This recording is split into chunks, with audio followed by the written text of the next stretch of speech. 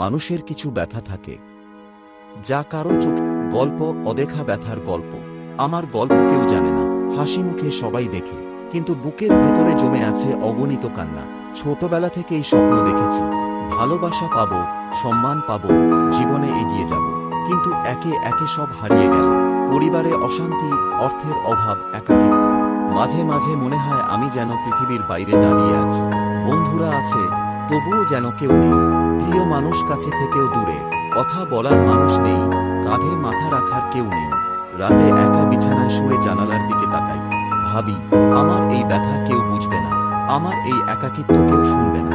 আমার হাসির আড়ালে যে কান্না লুকিয়ে আছে, তার পাশে কেউ দাঁড়াবে না। তবুও বাঁচতে হয়, কারণ এই পৃথিবীতে হারিয়ে যাওয়া মানুষও একদিন নিজের আলো খুঁজে পায়।